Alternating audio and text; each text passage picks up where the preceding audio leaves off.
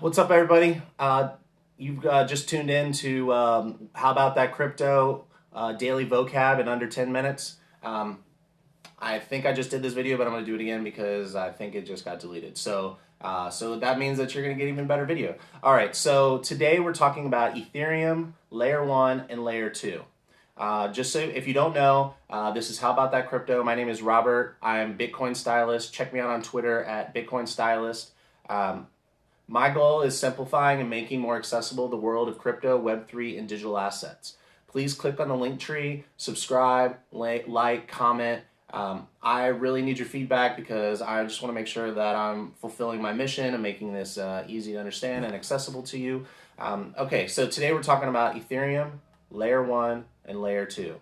Don't worry, it's not as much as it might sound, especially considering the last couple videos were maybe a little more in depth. I've been told by some of you that I need to slow it down and be a little more simple. So here it is.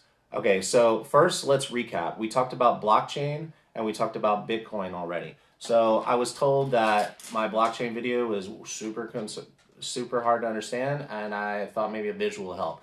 I took this from our Christmas tree. And yes, it's still up, and it's going to stay up until it dies because I think it's pretty. Okay, so think of this as a chain. This is a chain of balls connected with a string, right? So each ball, those are blocks, and each ball you can put it stores information. So I send you 2 Bitcoin, you send me 10 Bitcoin. No, I'm just kidding. So all that transaction information is in there, and it fills up to the top, and then once the top gets cut off, once you fill up the data block, that block of data, because it only has a certain amount of memory, so once it gets filled up, it gets capped off, and then the string holding each ball together that's cryptography. So each block is strung together in cryptography in chronological order. What is cryptography? Cryptography is basically think of it like keys, passwords, security. So it's a way to make sure that each data set or each block is connected and it can't be broken. All right, and then it's spread around the world so that way no one can fake it, and basically so it can't be hacked. I mean, everything can be hacked, right? But so far it's the most sophisticated means and safest means of moving value around the internet. So what is Bitcoin? Bitcoin is a coin built on its own blockchain. Bitcoin is considered a currency by some and a store of value by others. It's still early, so we're waiting to see how it all plays out. All right. Okay, so today we're talking about Ethereum. Ethereum is a blockchain with its own native coin called ETH. Just like Bitcoin is its own blockchain with its coin called Bitcoin. The Bitcoin blockchain has Bitcoin. Ethereum blockchain has ETH, ETH. So what's the difference between Ethereum and Bitcoin? Well, Bitcoin is primarily basically store value and currency. However, that may change because there's been some upgrades, but that's another conversation. So just remember, Bitcoin is more like money and gold, and Ethereum is actually a network. The blockchain network, Ethereum mainnet. Think of like the internet, and you can put more than just transactional data in each one of these blocks. So, and what type of data you can put like lines of code. So you have a lot more uses. So think of the weather. So different companies and government organizations, they need to be able to monitor the weather and have a place where it's kind of centralized and put into one place.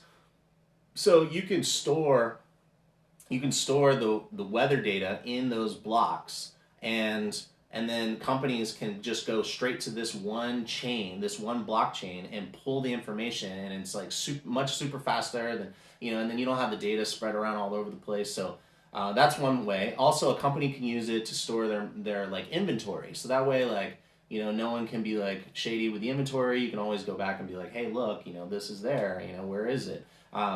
So, and then also there's NFTs, which I'm sure you've heard of, but what is an NFT? We'll get into that. Just think of NFT as like a file on your computer. It's a video file, a PDF file.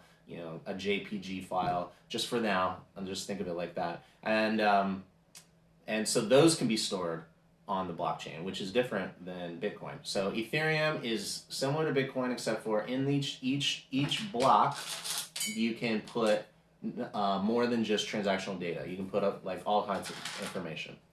Okay, so now we move into layer 1, layer 2, and sidechain. So Bitcoin is its own blockchain. Ethereum is its own blockchain. Those are called layer 1 blockchains. Those are the main networks. Okay, anytime anybody builds something on top of it, think of NFTs being sold. Someone's building these like layer 2 ways for you to be able to go and like buy and sell and trade NFTs for the purpose of whatever, speculation, it's cool, but that is built on a second layer. So just slow down, simplify. Layer 1 is the main network. Layer 2 is a network built on top of an underlying network. That it is that simple. When you're like, well, I want to know more. Okay, so layer 2, the reason why someone would build a layer 2 on is to make the transaction costs and the speeds lower. It's also so that they can potentially have their own form of security, which could be better or worse. So that's, you got to do your due diligence. So I'm going to give you an example. Example is, I'm a hairdresser. I am Bitcoin Stylist on Twitter, so check me out. So think of the hair salon. If I had to check in, check out, shampoo, schedule, and answer the phones, and do your hair, or do hair behind the chair, how many people would I be able to do? Like, I would be limited, right? So that's my main network. That's layer 1. Layer 1 is me being able to be a hairdresser. All I need is like a space, my shears, maybe some color, whatever. Like, I could literally work on the street with scissors, and that's my layer 1. And I go into a salon, and now I can shampoo my customers. So that's layer 1. Layer 2 would be me saying, hey, how do I be able to take more people?